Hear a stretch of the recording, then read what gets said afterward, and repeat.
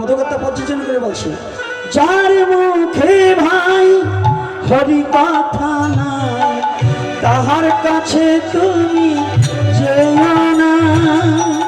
যার মুখে ভাই হরি কথা নাই, তার কাছে তুমি যেও না। যাহার মুখ দেখিলে ভুলে যাবে হরি, তাহার মুখ পানে যেও না। যার মুখ দেখিলে ভুলে যাবে হরি, তার মুখ পানে যেও না। যার মুখে ভাই হরি কথা নাই, তাহার কাছে তুমি যেও না।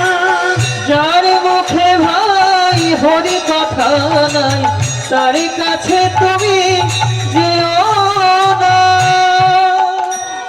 পথগুলো শুধু বুঝতে হবে, গাইলে কাজ হবে না। যার মুখে ভাই হরি কথা নাই, তাহার কাছে তুমি, যাহার মুখ দেখিলে ভুলে যাবে হরি, তাহার মুখ পানে তুমি চেয়েও না।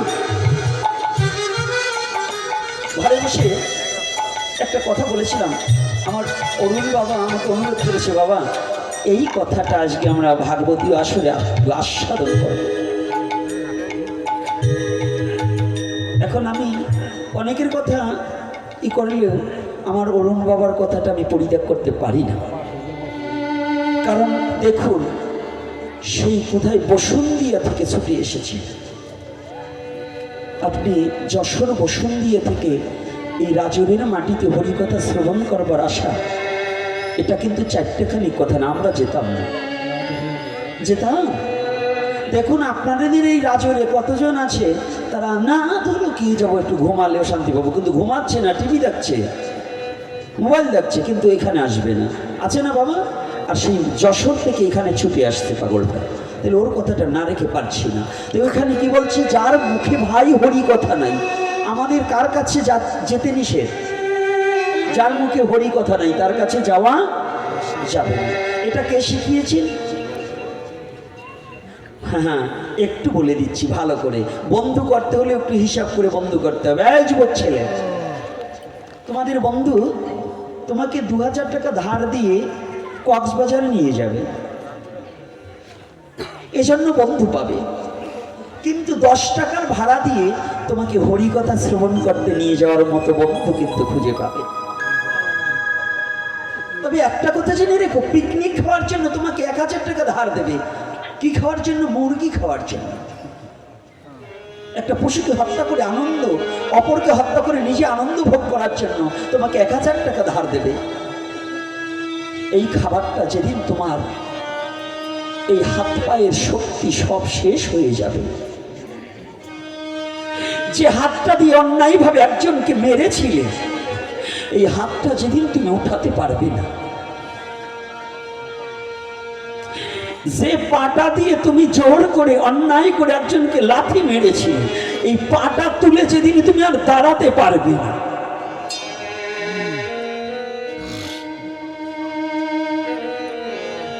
একে একে পৃথিবীর তুমি যাদেরকে আপন ভেবে বুকে জড়িয়ে নিয়েছিলে, সবাই যেদিন তোমাকে ছেড়ে দেবে। যে বন্ধুদেরকে নিয়ে তুমি সারা জীবন অন্যায় কর্মে লিপ্ত ছিলে, সেই বন্ধু যেদিন তোমাকে পরিত্যাগ করে দেবে, তোমাকে চিনবে না, তোমার কাছেও একটু যাবে না।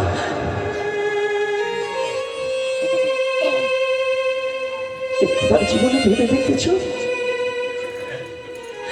যেখানে তুমি কোনোদিন যেতে চাওনি,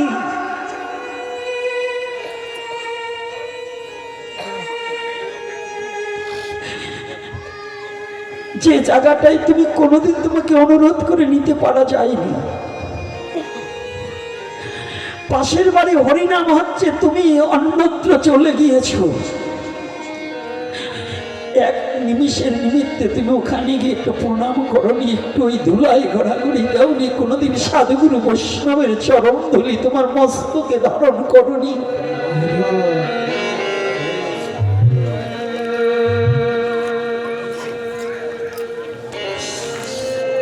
আজ তোমার পকেট ভরা টাকা নিয়ে বন্ধুদের নিয়ে মদ মাংসের আড্ডা করে যে সময়টা কাটিয়েছ, আজকে তুমি ঘরে পড়ে গেছো, হাত লড়ছে না, পা লড়ছে না, কোনো বন্ধু তোমার কাছে আসবে না। তুমি কোটি টাকা কতজনকে ধার দিয়েছো, লাখ লাখ টাকা ধার দিয়েছো, তুমি কি একটিবার ভেবে দেখেছো যেদিন তোমার প্রাণ পাখি যাওয়ার সময় হবে, ওই প্রাণ পাখি যাওয়ার ওদিন ওই ঘাটের মাঝিকে টাকা দিয়ে কি সেদিন তুমি পার হতে পারবে?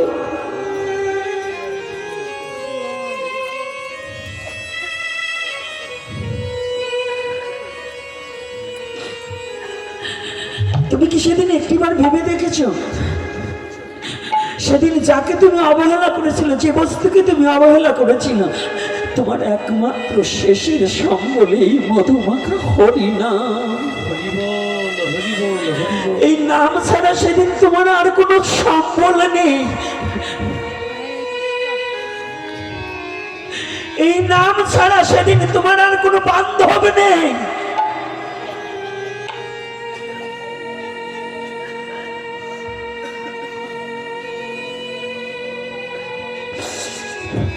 এই নাম ছাড়া সেদিন তোমার আর ভবপারের করি পৃথিবীতে কিছু থাকবে না। ওরে সেদিন নামবি নেয়া জীবের গতি নাই রে, সেদিন নামবি নে জীবের গতি নাই রে।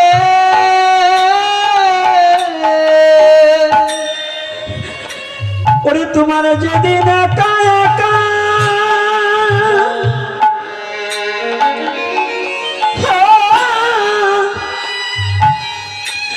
ওরে যেতে হবে,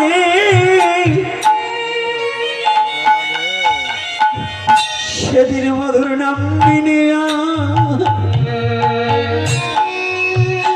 আর গতি নাই রে।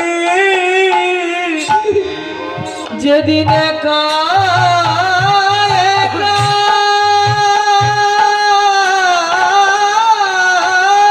জয় নিতাই গৌর হরিব।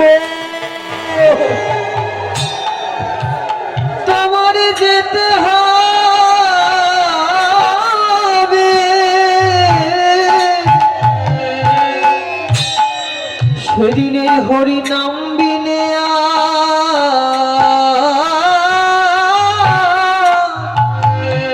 কোনো গতি নাই রে, কোনো গতি নাই রে। ওরে সেদিনই তোমার বন্ধু বান্ধব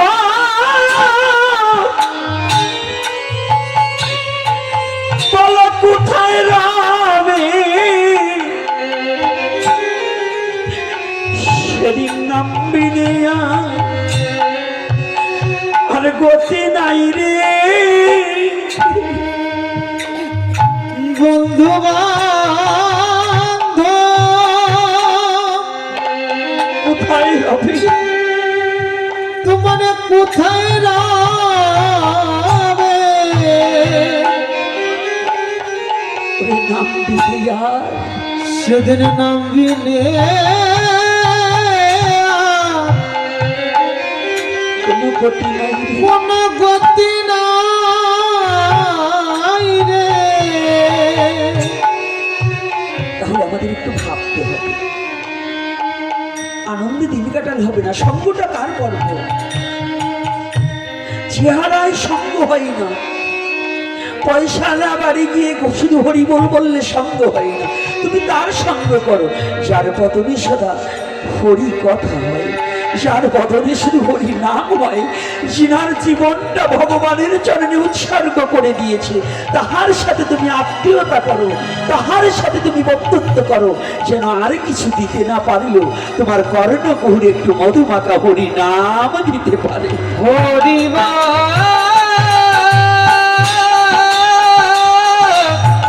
হরি হরি হরি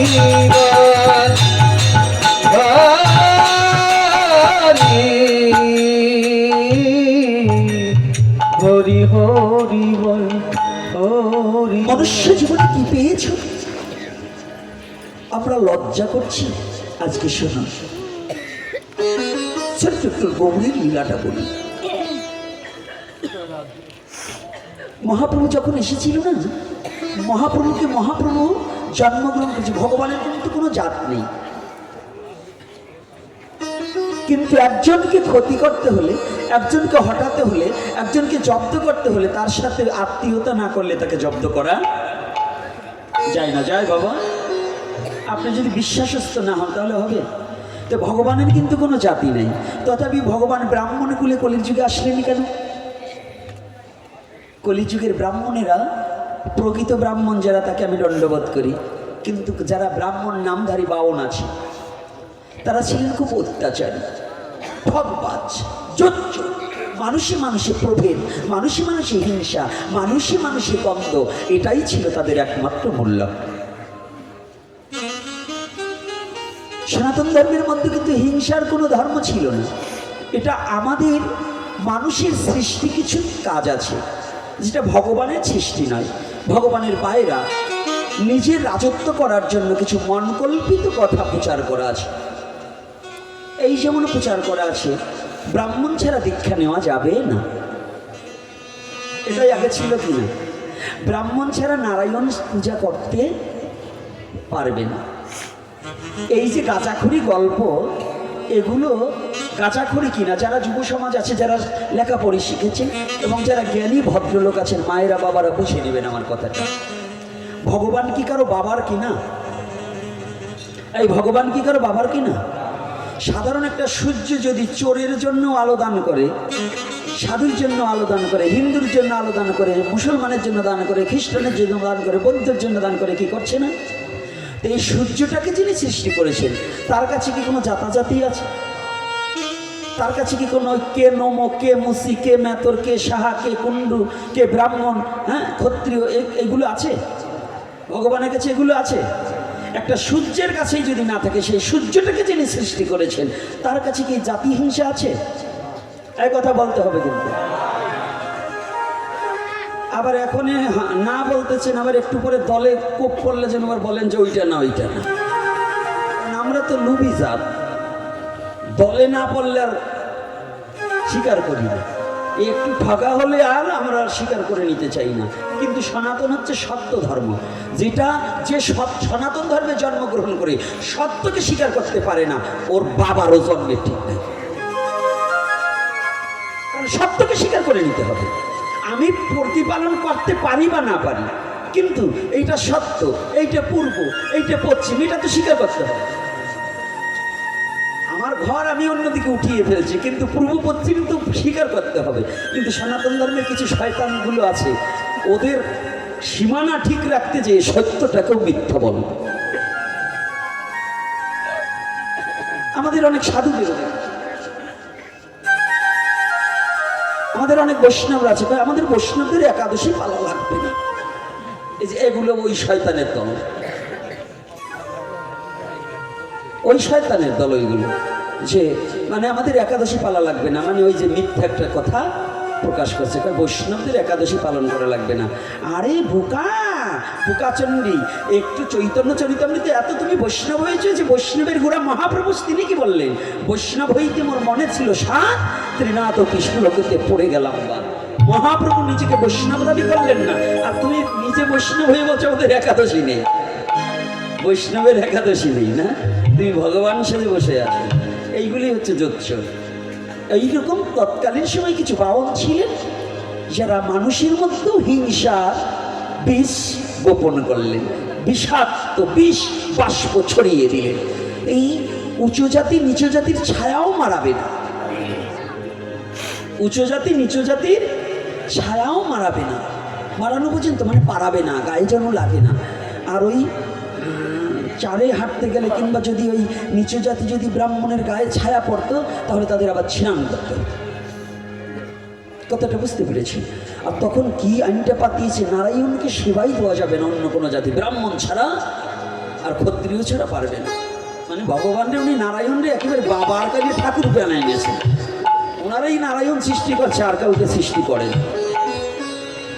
এই শয়তানি বুদ্ধি কিনা বলুন? ভগবানকে ছোঁয়া যাবে না, এইটা কি শয়তানি বুদ্ধি কিনা বলুন? এই কথা বলেন না কেন? একেবারে খাঁটি শয়তান এগুলো, যারা বলে যে এইটা ছোঁয়া যাবে না, অর্থাৎ ভগবানকে ছুঁতে পারবো না, আমি ছুলে ভগবান অপবিত্র হয়ে যাবে। তাহলে ভগবান বড় না আমি বড়? কোনটা কে বড়? কেমনি ভগবান বড় হয়? আমি ছুলে যদি ভগবান অপবিত্র হয়, হ্যাঁ, তাহলে অপবিত্র জোর বেশি। কিন্তু এই কলির যুগের আমি এমন ভগবানের পূজা করি, অনন্ত কোটির অপবিত্র লোকেও যদি আমার গৌর হরিকে স্পর্শ করে, পতিতাও যদি গৌর হরিকে স্পর্শ করে, সে পবিত্র হয়ে যাবে। গৌরকে স্পর্শ করতে হবে না, গৌরের ভক্তকে স্পর্শ করলেও সে পবিত্র হয়ে যাবে। আছে কি না? লক্ষ্য হীরা কি হরিদাসের চরণ স্পর্শ করে পবিত্র হয়ে যায়নি? তাহলে এটা সেই যুগ, আমি সেই যুগে জন্মগ্রহণ করেছি। তাহলে ধন্য কলির যুগে জন্মগ্রহণ করেছি, যে যুগে আমার গৌর হরি এসেছে। তাহলে আজকে ওই হিংসার সময় মহাপ্রভু ব্রাহ্মণ কুলে জন্মগ্রহণ করলেন। তোদের এই হিংসাকে ছুটাতে হলে আমার তোদের কাছে আসতে হবে। এই জন্য মহাপ্রভু জন্ম নিলেন ব্রাহ্মণের ঘরে, কিন্তু সবাকারে আলিঙ্গন দিলেন। এই জন্য মহাপ্রভুর যন্ত্রণা কিন্তু কম সহ্য করতে হয়নি। ওরা ভগবানকেও ছাড়েনি, ওরা এমন একটা জাত, ভাববেন না যে আপনারে ছাড়বে। কষ্ট পাইেন না, প্রকৃত ব্রাহ্মণকে আমি দণ্ডবোধ করি, কিন্তু বাউন যেগুলো চুষা রক্ত চুষা গ্রুপ যেটা, ওরা কয় আর বইলেন না। আরে বলবো না মানে তোমাকেও গায়ে লাগে। পইতে নিলে বাউন হওয়া যায় না, সাধনা করে বাউন কি আর পইতে নিলে দ্বিজ হওয়া যায়। ব্রাহ্মণ হতে হলে সাধনা করো বাবা, ওই পৈতিয়াটা নয় বাউন দাবি করো, ওয়া করিও না। ও আম গাছে বড়ই গাছে পাইতে পড়বে, আর আম গাছে আমি হয় তাই না, বাউনের চল বাউন হয়। ওই যে কায়দাটা ভালো, তাই আজকে একদিন আর বেশি বলবো না, রাত আবার বেশি বাড়িয়ে যাবে, তবু বলছি একটু লীলাটা শোনো। আবার এই পণ্ডিত তো পৈতিয়াটা ঝুলিয়ে কয় আমরা এই কাজ হয়ে গেছি, দেরি আছে। তাই এইবার শুনুন, তাহলে যখনই ভগবান গৌরহরি ব্রাহ্মণ কুলে জন্ম নিলেন, একমাত্র ওদের গর্ব খর্ব করার জন্য। যখনই মহাপ্রভু এসেছে, মহাপ্রভু তো হরিনামে সবাকারে রাখছে, হরিনাম দিচ্ছে অকাতরে। এখন ওদের তো গায়ে কিটকিট কিটকিট কিটকিট করছে, ওরা তো সহ্য করে নিতে পারছে না। আরে জগন্নাথ মিশ্রের ছেলে, আমাদের দলে আমাদের ঘরের ছেলে হয়ে সব ভিন জাতিকে নিয়ে কোলাকুলি ঢলাঢলি করছে। আর ওই যে কি মন্ত্র পাইছে, আমরা সারা জীবন ভবানী পূজা করলাম, আমরা সারা জীবন যাগযজ্ঞ করলাম, আর ও খালি বলছে এই একবার হরে কৃষ্ণ কৃষ্ণ কৃষ্ণ হরে হরে, হরে রাম রাম রাম হরে হরে, হরে কৃষ্ণ কৃষ্ণ কৃষ্ণ হরে হরে, হরে রাম রাম রাম হরে হরে। ও কি বলছে? বাপদাদার ধর্ম সব জলাঞ্জলি দিয়ে ও জাতপাত কিছু মানছে না, ঢলাঢলি কুলাকুলি করছে। ও যাকে পায় তাকেই জড়িয়ে ধরছে। হ্যাঁ, ওই সাথে আর একটারে পাইছে। আর একটা কিটা দয়াল নিতাই চা, দু ভাই নাম করছে, যাকে দেখে তাকে পক্ষে জড়িয়ে ধরছে। কোনো জাতির বিচার আছে আপনাদের কাছে? আছে নাই? এখন তো বলবো না, ঋষিবাড়ির ভাত খাবে না তো? হ্যাঁ, একটু জানিয়ে রাখেন, মুরগি খাওয়া বাউনের বাড়িতে, মেতরের বাড়ি খাওয়া অনেক শান্তি।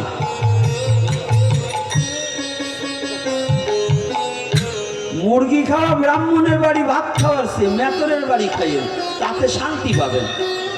মেতরে যা ভাবেন তা নয়, ও আপনার পরিষ্কার করার জন্য ময়লা আবর্জনা ফেলে, ওর বাড়িতে কিন্তু তেল সাবান নিয়ে খুব সুগন্ধি লাগিয়েই চলে। আমার কথাগুলো কারো গায়ে পড়লে আবার কেউ কষ্ট পায়, পাইলেও কিছু করবার নাই। কি বাবা, কারণ আমাদের জাতি হিসেবে তো বেশি। এইটা যতদিন আছে, সনাতন ধর্মে যতদিন পর্যন্ত আপনার মতো জাতি হিংসা থাকবে, ততদিন আপনি মানুষ না, আপনি নর পশু। আপনি ভক্ত নয়। যত কীর্তন দেন, যত ভাগবত পাঠ দেন, যত মোটা মালা নেন, যত তিলক ধারণ করেন, যত নিরামিষ খান, আপনার যদি জাতি হিংসা থাকে, গরু ছাগলের তেও আপনি খারাপ। আপনি জানোয়ার, মানোয়ার নয়। আপনি জানেন কিন্তু মানেন না, এই জন্য আপনি জানোয়ার কিন্তু মানোয়ার না। অর্থাৎ শাস্ত্র বহুত জানেন, কিন্তু আপনার ভিতরের হিংসাটাকে দূর করতে পারেননি, জাতি হিংসা দূর করতে পারেননি।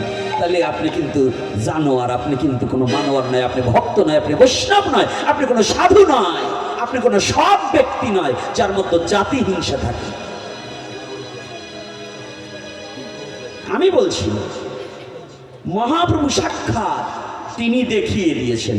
আর যে মহাপ্রভুকে মানে না, আমিও তাকে মানি না। আর তোমার মতো 2-4 জন লম্পটে মহাপ্রভুকে না মানলে আমার মহাপ্রভুর কিচ্ছু আসে যায় না। কথাটা বোঝা গেছে আমার কথাটা? আমি একটু ওই তেরা কথাই বলি। 2-4 জন লম্পটে মহাপ্রভুকে না মানলে আমার মহাপ্রভুর কিছু আসে যায়? এই জন্য আমি ওই ভয় পাই না। ও লম্পট 2-4টা থাকতেই পারে। তো এইবার মহাপ্রভু যাকে দেখে তাকে যখন জড়িয়ে যাচ্ছে, তা কাকে জড়িয়ে যাচ্ছে? এইবার একটু কিছু লোকের গায়ে পড়ে যাবে। মহাপ্রভু কাকে জড়িয়ে যাচ্ছে জানো? যার কণ্ঠে দেখছে একটু তুলসীর মালা। ওই তুলসীর মালা কণ্ঠে দেখার সাথে সাথেই তাকে বক্ষে জড়িয়ে ধরে। অনেকে গলা তাড়াতাড়ি রাখতেছে। গুরুত্যাগ হয়, গুরুত্যাগী লোক অনেক আছে। অর্থাৎ দীক্ষা দেওয়ার সময় গুরুদেব একটা মালা পরিয়ে দেন না, এই মালাটাকে ছিঁড়ে ফেলা, অর্থাৎ গুরু বাক্যকে লঙ্ঘন করাই মানে গুরুত্যাগ হওয়া। গুরুত্যাগ খালি গুরুদেবকে বললাম তুমি ত্যাগ হয়ে গেলা, এইটা না। গুরুত্যাগ বহু প্রকার, অজান্তেও গুরুত্যাগ হয়ে যায়, হয় না? হ্যাঁ। তো এইবার আস্তে ছোট কথা বলো, তাহলে তোমাকে কপালে জোটবে নি কিছু।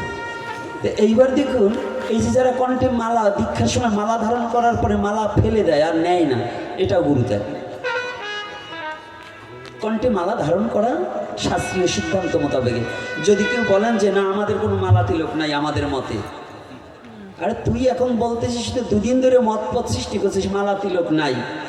তোর বাবা জন্মের সময়ও মালা ছিল, 6 দিনের দিন মালা দেয়নি? হ্যাঁ মায়েরা দেননি? একটা বাচ্চা হলে 6 ষষ্ঠীতে মালা দেয় কিনা? অন্নপ্রাশনে মালা দেয় কিনা? চূড়াকরণে মালা দেয় কিনা? উপনয়নে মালা দেয় কিনা?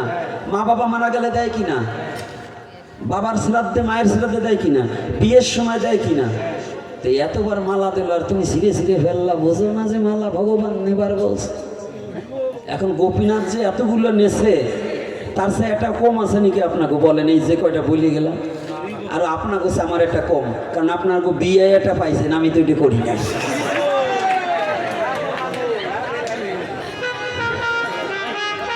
এখন নিজেকে গলা হাতাই দেখেন এই কয় পেস রাখছেন। কি কায়দা আছে না? কথার মতো কায়দা আছে কি না? এইবার সবাই রস পাইছে। আরে হরি কথা তো রসেরই কথা, হরি কথা তো প্রেমের কথা, হরি কথা আনন্দের কথা, হরি কথা বিশ্ব জগৎকে আকর্ষণ করা কথা। হরি কথায় কখনো কাঁদবে, কখনো নাচবে, কখনো হাসবে, কখনো গাইবে, এটার নামই হরি কথা। আজকে মহাপ্রভু যখন যাকে দেখে ওই গলায় তুলসীর মালা, এইবার কিছু কুচক্র মহলকারী কিছু পাওয়া, ওরা মনে মনে চিন্তা করছে শচীর পুত্রকে তো শাস্তি দিতে পারি না, আজকে পাইছি একটা কায়দা। বলে কি? দেখছি যার গলায় তুলসীর মালা তাকেও জড়িয়ে ধরে। এইবারে তোমার বাড়ি যে একটা ষাঁড় গরু আছে না, খুব গোতায়, হ্যাঁ আজকে ওইটাকে দিয়ে ওইটাকে সোজা করবো। বলছে কি? বলছে যাকে দেখে বা যার গলায় তুলসীর মালা তাকে যখন জড়িয়ে ধরছে, তো এই তোর বাড়ির যে সবচেয়ে হিংসুটে ষাঁড় গরুটা, মানে যেটা গুতাই বেশি, মানুষ দেখলেই গুতা মারে। আমাদের মধ্যে কিছু মানুষ আছে না, ষাঁড় গরু ফেল, ওরা সাধু দেখলেই খোঁচা মারে, একজন ভক্ত দেখলেই খোঁচা মারে। কি আগে গরুর তো দুটো শিং, আর ওই শয়তান গোছে কত শিং, এটা আর আমি গুনিয়ে বলতে পারবো না। দেখবেন ওরা সাধু দেখলেই উদ্ভাট একটা কথা বলে, বলে কি না? ওইগুলো ওই আইরি গরুর চেয়ে খারাপ। যারা সাধুগুরু বৈষ্ণবকে নিন্দা করে আর যারা এরকম খোঁচাখুচি করে, ওরা ওই আইরিয়ে গরুর চেয়েও খারাপ। এখন যদি এই আসলে দুই সাইডে থাকেন ওইরকম ভালো হয়ে যায়, নাইলে ওই হবে। যদি আসলে দুই একটা নয় নাই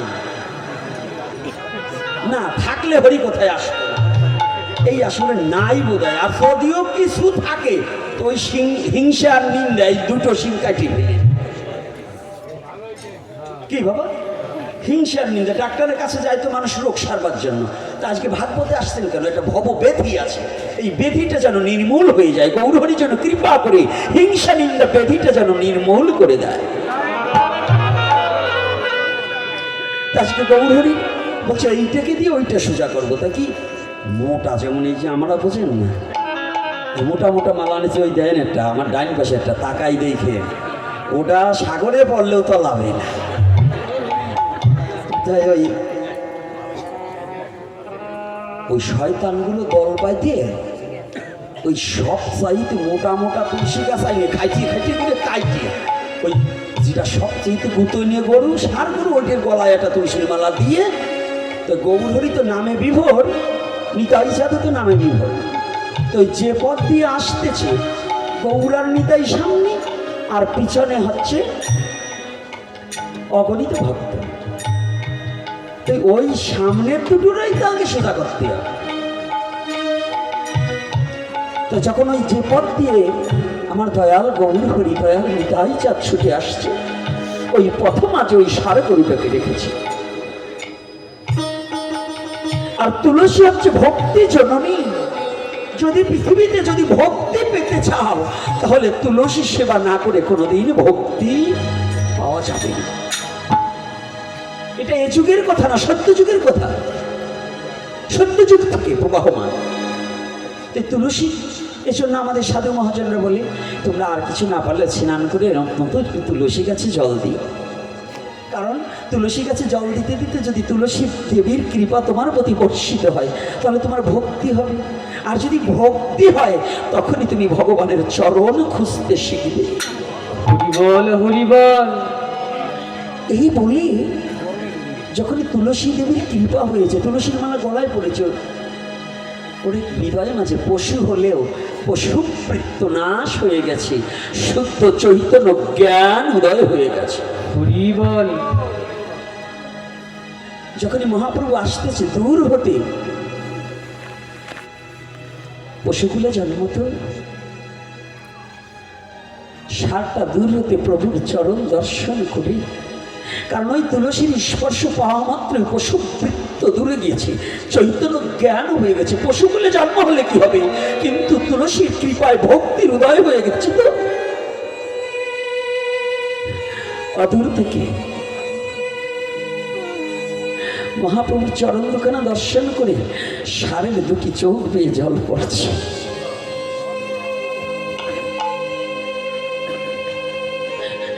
গৌরহরি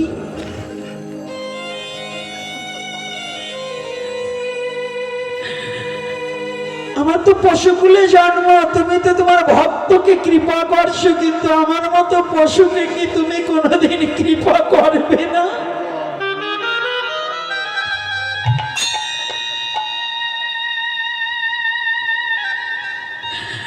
জানো গৌরহরি,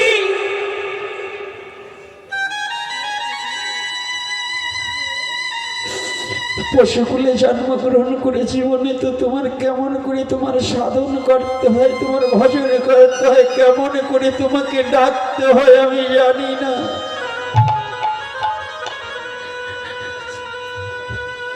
শুনেছি তুমি নাকি দয়াল,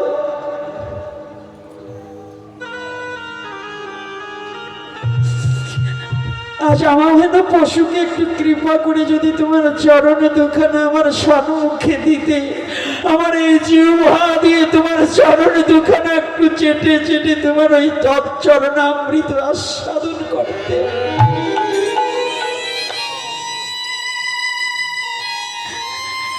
জানো প্রভু,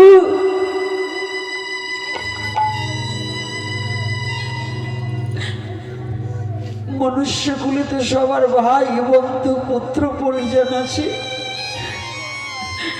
মনুষ্যকুলে কারো না কারো আত্মীয় স্বজন আছে। আমি তো পশুকুলে জন্মগ্রহণ করেছি। জানো, এ জগতে তুমি ছাড়া আমার জগতে আর কেউ নেই।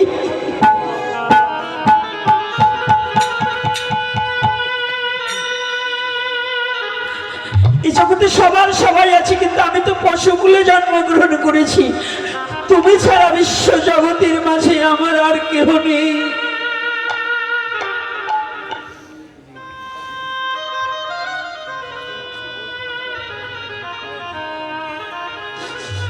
সনাতন ধর্মের একটা কথা কি জানি, আত্মদর্শন। তিনি বলেন ওই পশুর আত্মাটাও যা, একটা মানুষের আত্মাটাও তাই। সনাতন ধর্মের দর্শন সর্বজীবে ঈশ্বর দর্শন। একটা পশুর মধ্যে যে আত্মাটা, আমার মধ্যেও একই আত্মা। আজকে সার হয়ে পশুকুলে জন্মগ্রহণ করে আত্মচৈতন্যবোধ জ্ঞান হয়ে বলছে গৌর হরি।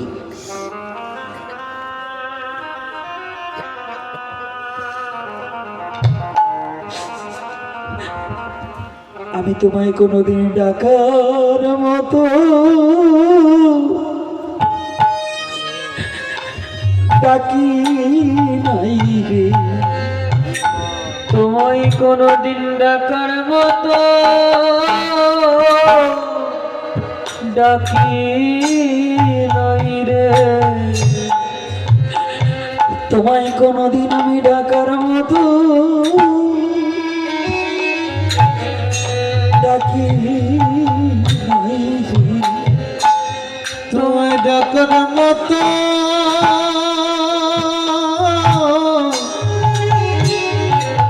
আমি ডাকি নাই রে। ওরে পশু কুলে আমি জন্ম লয়ে,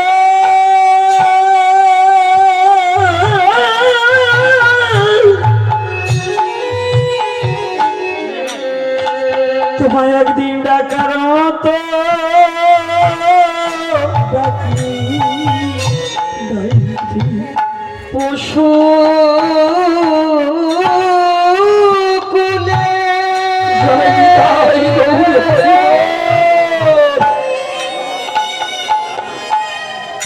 জন্ম লয়ে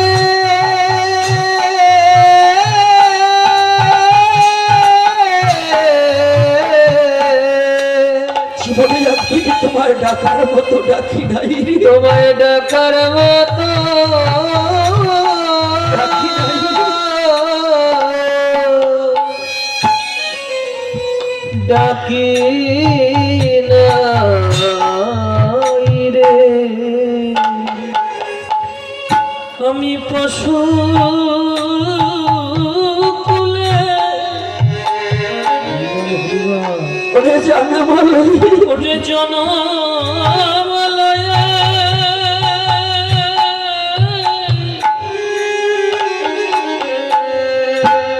গোবিন্দ তোমায় ডাকার মতো ডাকি নাই রে। একদিন ডাকি নাই রে। একটা পশু সেই ভগবানের চরণে আত্মি জানালেন, পিছন থেকে পদকর্তা বললেন, ও ভাই তোমরা কাকে পশু বলছো? এই জগতে ও তো পশু নয়, তোমরা পশু বলতে হয় আমার বলো। পশু বলতে হয় তো তোমরা আমায় বলো, তোমরা আমায় বলো। পশু বলতে হয় আমায় বলো।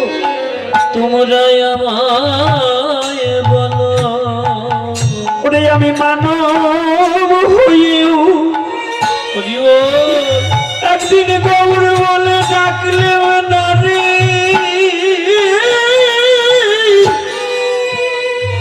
গৌর হরি ওরে পশু বলতে হয় তোমরা আমায় বলো, আমি মানো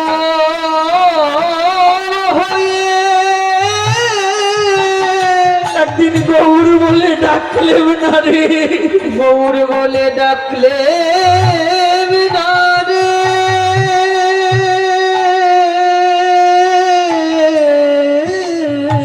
তোমরা পশু বলতে হয় আমায় বলো, পশু বলেতে হয় তো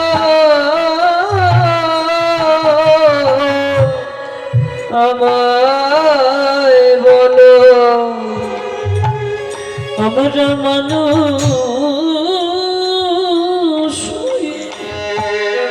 একদিন গৌর বলে ডাকলে না রে, একদিন ডাকলে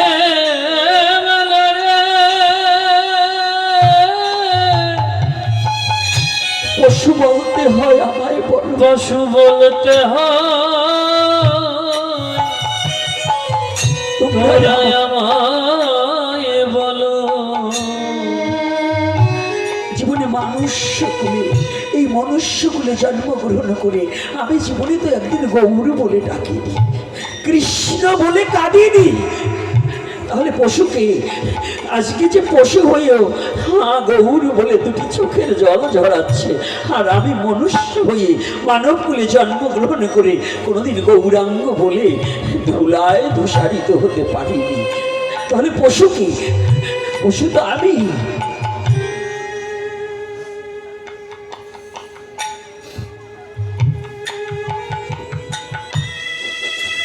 পশু তো আমি,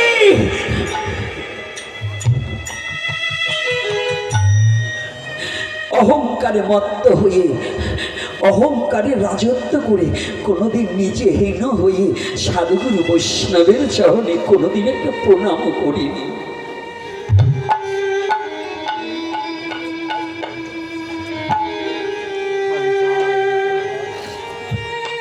জীবনে কোনোদিন কোন সাধুগুরুর চরণে মস্তকখানে অবনত মস্তকে কি দণ্ডবোধ করিনি, তাহলে পশু কি আমি নয়?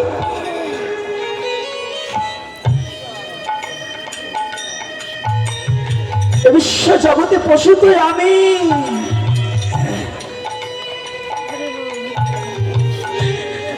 আমার এই অহংকারে মত্ত হয়ে হিংসায় অহংকারে ক্রোধতে ভরে আমি পশুত্ব স্বভাবকে জাগ্রত করেছি, কিন্তু মনুষ্যত্ব স্বভাবকে কখনো জাগ্রত করতে পারিনি, আমি মনুষ্যত্বকে জাগ্রত করতে পারিনি, শুধু পশুত্বকে জাগ্রত করেছি। হরি বল, হরি বল। আজ যখন সার্ব মহাপ্রভুর কৃপা হল, প্রভুর অনেক দয়া হল, প্রভু তো ভাবে বিভো মাতোয়ারা, জানো 100 লিটার মদে যা না করে, যদি কোনো শুদ্ধ ভক্ত একবার হরি নাম বলে, ওই নামে সে মাতোয়ারা হয়ে যায়, মাতাল হয়ে যায়, নামের মাতাল, মদ মাতাল নয়, নামে মাতাল হয়ে যায়। বিশ্ব জগতে যারা হরিকে ভালোবেসেছে, যারা গৌরকে ভালোবেসেছে, যারা কৃষ্ণকে ভালোবেসেছে, যারা নামকে ভালোবেসেছে,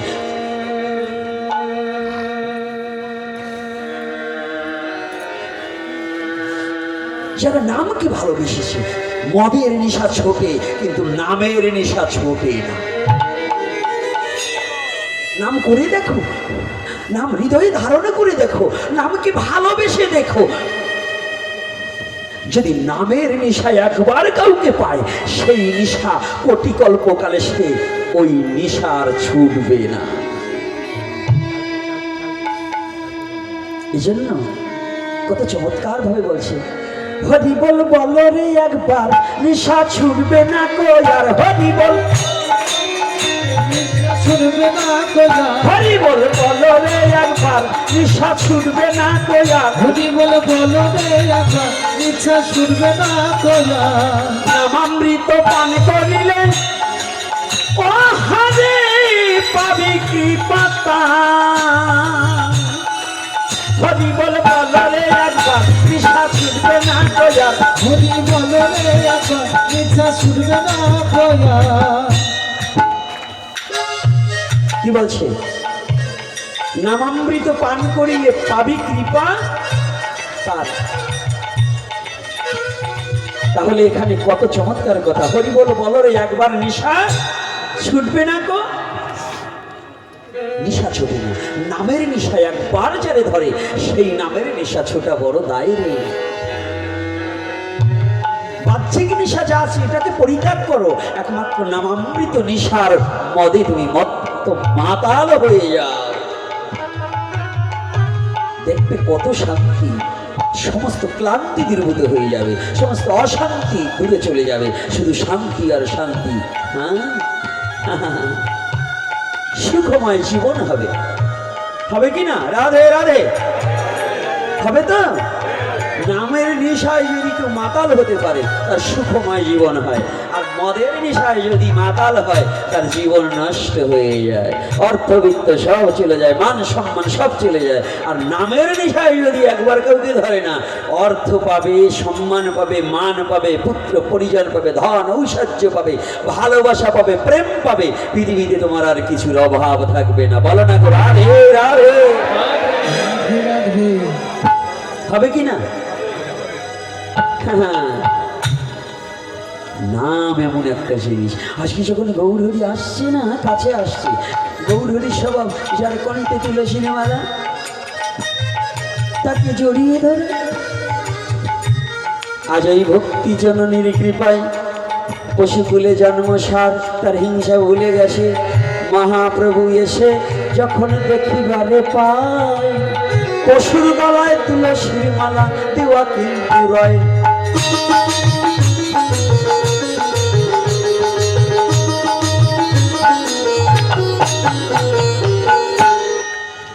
এমন দেখিয়া মহাপ্রভু আনন্দে বিভোর পশুর গলায় তুলসীর মালা দেখিয়া ঝরে অভিরলে ঝড়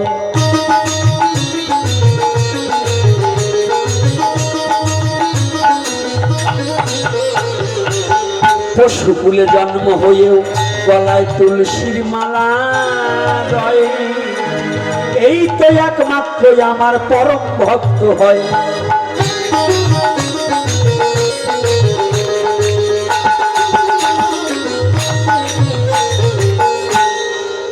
মহাপ্রভু দেখে তখন আনন্দিত হইয়া ওই পশুটাকে জড়াইয়ে ধরল দুবাহু তুলিয়া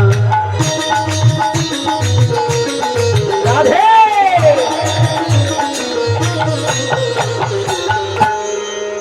মহাপ্রভুর পরশ পেয়ে ওই না সার গরু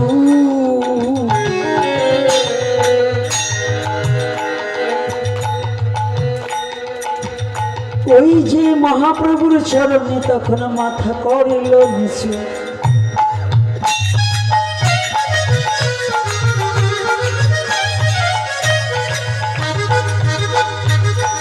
নিজের জিহ্বা দিয়ে মহাপ্রভুর চরণে দুখানি চাটিয়া চাটিয়া ওই চরণামৃত আস্বাদন করছে বড় হরষিত হইয়া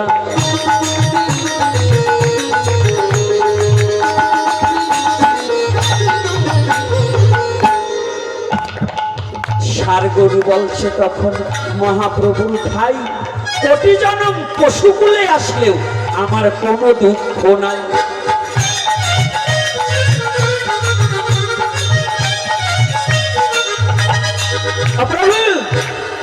কোটি কোটি জনম আমাকে পশুকুলে দিও আমার কোনো দুঃখ নাই তবে একটা কথা আমি পশু হয়ে এমনি করে দাঁড়িয়ে থাকবো আর ওই পথ দিয়ে তুমি আসবে তুমি যখন ওই পথ দিয়ে আসবে আমি পশুকুলে জন্মগ্রহণ করার পরেও আমি যেন তোমার চরণ সেবা করিতে পারি।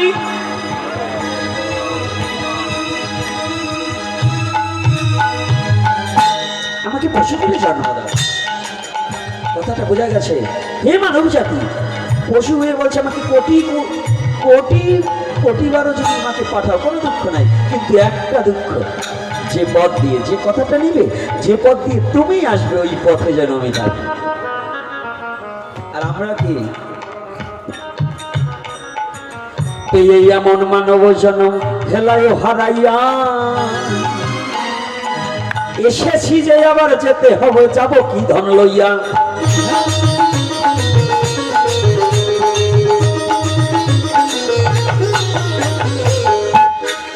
কি ধন নিয়ে যাব বাবা?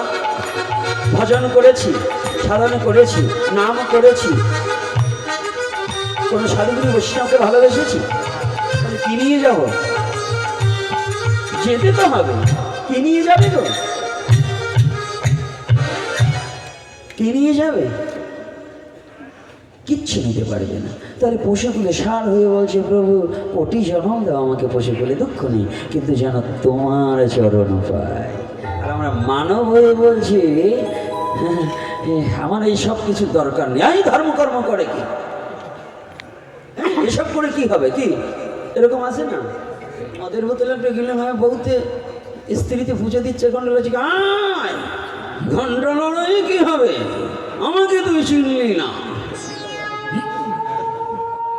কেতরালি কেতরালি তুমি মদ খেয়ে তোমাকে চিনছো না।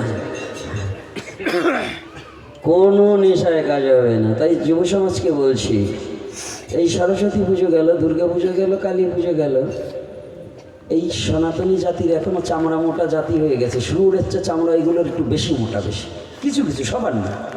যারা এখনো পুজোতে মেয়ে নাচায় আর ডিজে বাজাইয়ে ড্যান্স করায়, এগুলো হচ্ছে ওই শুয়োরের চেয়ে খারাপ। কারণ সনাতন ধর্ম মেয়ে নাচানো ধর্ম না। সনাতন ধর্ম মদ মাতালের ধর্ম না। তাই আপনার আমার জন্য সনাতন ধর্মটাকে অপবিত্র বলে অহিন্দুরা বকা দেবে, অন্য ধর্মের লোকে বকা দেবে, এটা কি ঠিক? কি বাবা ঠিক? তাহলে যদি ঠিক না হয়, তাহলে আমাদের এই যে সরস্বতী পূজায় কিন্তু আমরা ডিজে বাজিয়েছি কি না? আচ্ছা, অশ্লীল নৃত্য করেছি, অনেক চাঙ্গা ছেলে পেলে মদ খেয়েছি, এগুলোকে বন্ধ করো বাবা। নিজেও বন্ধ করো, অপরকেও বন্ধ করার উৎসাহিত করো, না হলে কিন্তু একদিন তোমার পস্তাতে হবে।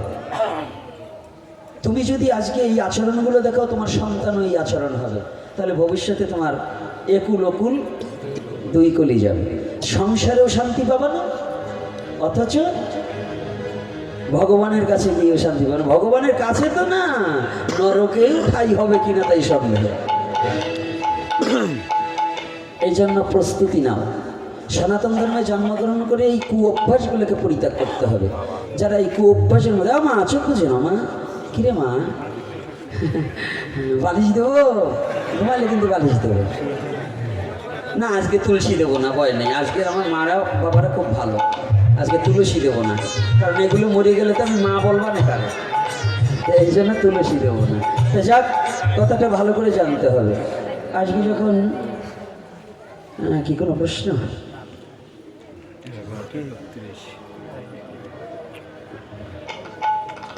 আচ্ছা, মোহন পালের বিদেহী আত্মার শান্তি কামনায় 3 দিন ব্যাপী যে বাড়ি কর্তা মহাশয় ছিলেন, তার নাম মোহনচন্দ্র পাল, তিনি এহলোক থেকে পরলোকে গমন করিয়াছেন। তার পুত্রদ্বয় যাহারা আছেন তাহারা আপনাদের ডেকেছেন, ঠিকমতো জায়গা দিতে পারেনি এবং অনেক কষ্ট করে আপনারা বসে আছেন, তাই তারা প্রার্থনা জানিয়েছে তাদেরকে ক্ষমাসুন্দর দৃষ্টিতে দর্শন করে। যারা উপবাস আছেন নিত্যানন্দ ত্রয়োদশী, তারা অনুকূল্য যদি গ্রহণ করেন করবেন, ফল জল যা আছে। আর যারা উপবাস না আছেন তাদের জন্য প্রসাদের ব্যবস্থা আছে, প্রসাদ পাবেন। প্রসাদ মানে খিচুড়ির ব্যবস্থা, না পুষ্পন্নতা জানি না, না ডাল ভাত, তাই খিচুড়ি না, এটাই পোষা। এখন তো খিচুড়ি হয়েছে, এক সময় এও পাও নাই মশাই। কি খেসারি ডালের খিচুড়ি ছাড়া কপালে কিছু জোটে নাই। এখন তো নতুন নতুন বড়ি গিয়ে ওই ছানার রসা ছাড়া চলে না। আর যে সময় খেসারির ডাল আর মূলো ছাড়া কপালে জোটে নাই, আমি সেই গোপীনাথ। আর এখন তো এই যে বাবা 3 দিন পরেই কয় ছানার রসা খাইতে হবে, ধোকা খাইতে হবে। খাও, এই খাওয়াও বাইর করবে, বুঝলাম না? যাক, আর বললাম না বাবা। এর স্যার বলে কি, লজ্জা থাকলে খাওয়া কমাই দেবে, তাই না? জয় শ্রী রাধে রাধে। যাক, আর শোনেন, শেষমেশ প্রায় আসি গেছি। এই আমাদের একটা ই আছে, লাস্টের বেলায় উঠি আটা দেই। এই একটা নিমন্ত্রণ আছে। আপনাদের গোপীনাথ যেখানে থাকতো আগে ভাঙা শ্মশানে, কৃপাপূর্বক আপনাদের কৃপায় সেই শ্মশান পরিত্যাগ করে এখন চুমুরদি ওই পুত্তার পাড়ার পাশে গোপাল গোপীনাথ সেবা আশ্রমে অবস্থান করছে, ছোট্ট একটি কুঠিয়া নিয়ে। ওইখানে আগামী মাসের বাংলা ফাল্গুন মাসের 2 তারিখ অধিবাস এবং বিল্লমঙ্গল বাবা পাঠ করবেন সন্ধ্যা 7:30 থেকে। সন্ধ্যা 7:30 থেকে বিল্লমঙ্গল বাবা পাঠ আস্বাদন করবেন। আর কৃপাপূর্বক রবিবার দিন 64 মহন্তের ভোগ রাখ। কৃপাপূর্বক যদি কারো ভগবানের সেবায় কিছু দিতে হয় নিয়ে যাবেন, এবং আপনাদের নিমন্ত্রণ রহিল ভোগান্তে মহাপ্রসাদ গ্রহণ করে চরণধুলি দান করে আসবেন এই হতভাগার প্রতি। এই নিমন্ত্রণ সকলে গ্রহণ করলেন তো? আচ্ছা, আমার বাবারা মায়েরা সকলে কৃপাপূর্বক যাওয়ার চেষ্টা করবে। হ্যাঁ, আর আমি তো ভিখারি, ওই যে বলছি আমি দাঁড়ে দাঁড়ে ভিক্ষা করতে পারবো না, যে আপনাদের গ্রামে আমি কালেকশনে যেতে পারবো না, রিসিভ করে নিয়ে যেতে পারবো না। যদি মনে চায় ভগবানের সেবায় দেওয়ার 64 মন্ত্রের ভোগ রাখা, আমি তো ভিখারি জানেন আপনারা, আপনাদের দাঁড়ে দাঁড়ে ভিক্ষা করে এই কাজ করি। যদি কারো কোনো মনে চায় যে আমি ভগবানের সেবায় দ্রব্য দেবো, সেটা আপনারা কৃপাপূর্বক নিয়ে যাবেন। আর এখন ভাগবতের জন্য ভিক্ষায় যাবে, উঠবেন না, আমার আলোচনা চলবে, ওইখানে রাখুন বাবা, আলোচনা চলবে। আর এদিকে ভিক্ষা যাবে, কোনো কথা হবে না, পিছন থেকে ভিক্ষা করে আসবে। আপনারা কৃপাপূর্বক যার যেমন সামর্থ্য আছে ভিক্ষা দেবেন। আর আমি দুটো কথাই বলছি, প্রসাদ গ্রহণ না করে কেউ যাবে না। আর চরণে হাত রেখে বলছি উঠবেন না, একটু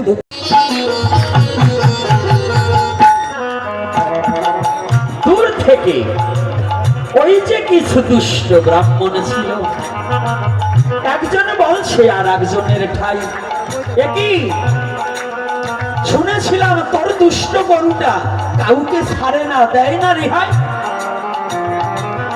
একই শশীর পুত্র দেখি তাকে জড়াইয়ে ধরিল, জড়াই ধরে অনেক সময় হরি নাম করিল।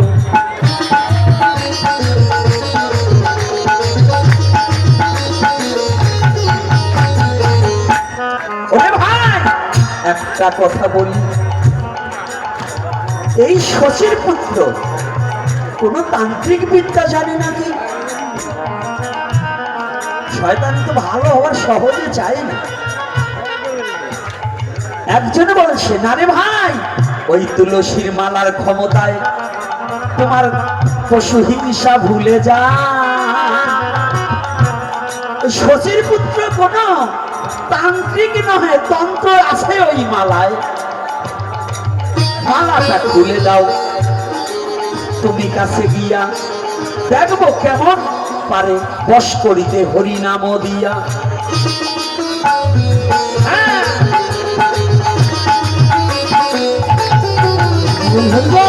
এইবার ওই দুষ্ট যার গরু, সে গিয়া যখন মালা খুলে দিল,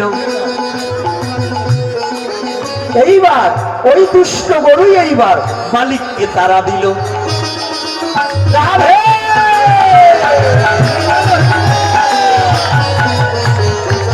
ওই ব্রাহ্মণ দৌড়ে এসে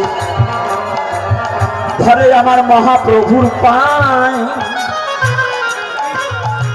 যে নামে বশ করিলে আমার ষাঁড় গরু, ওই নাম কর্ণে দাও আমায়।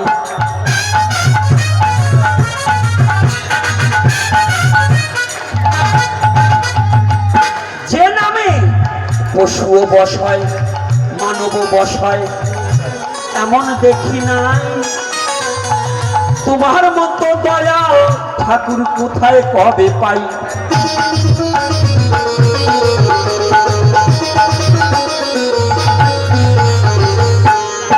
এমনি করে ওই দুষ্ট ব্রাহ্মণ যখন মহাপ্রভুর চরণে আশ্রয় যে নিল, সাথে সাথে অন্যরাও এসে সেখায় যোগদান করিল।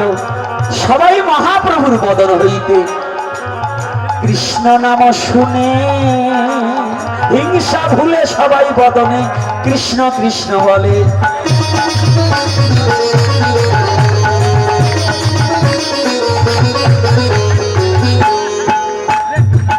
হরে কৃষ্ণ হরে কৃষ্ণ কৃষ্ণ কৃষ্ণ হরে হরে, হরে রাম হরে রাম রাম রাম হরে হরে।